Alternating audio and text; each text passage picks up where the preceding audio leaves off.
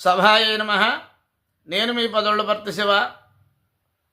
చాలా కాలం పూర్వం ఒక మరో రచయిత ఒక శ్లోకాన్ని రాశారు. అది ఆయన అభిప్రాయమే, వ్యక్తిగత అభిప్రాయమే అయి ఉండొచ్చు. పండితులందరూ, సంస్కృత పండితులందరూ కూడా అష్టావధానం, శతావధానంలో భాగంగా శతావధానము చేయగలరు.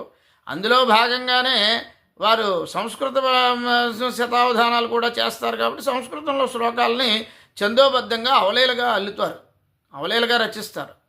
అలా రాసినటువంటి శ్లోకానికి తాత్పర్యము, శ్లోకము మీకు చెప్తున్నాను. మనకి చాలా చాలా నానుడు అయినటువంటి ఒక వాక్యం ఏంటంటే, కామాతురాణం నభయన్న లజ్జ అనేటటువంటి వాక్యం అందరికీ తెలుసును. అయితే ఈ వాక్యానికి 4 వాక్యాలతో కూడినటువంటి శ్లోకంలో ఇది కూడా ఒకటి. సాధారణంగా ఈ వాక్యానికి అర్థం ఏమిటి? కామాతురాణం నభయం న లజ్జ.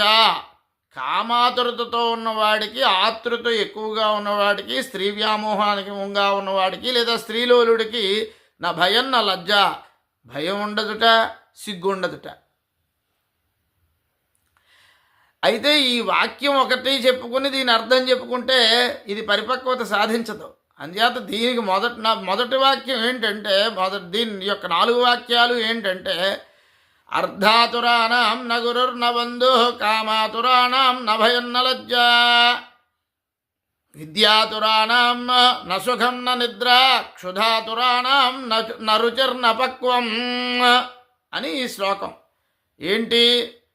అర్ధాతురాణం న గురుర్న బంధు. ధనం మీద, అర్ధము అంటే డబ్బు, ధనం మీద విపరీతమైన వ్యామోహం ఉన్న వాళ్ళకి, డబ్బే పరమావధిగా కలిగిన వారికి బంధువులు ఉండరట, గురువులు ఉండరట.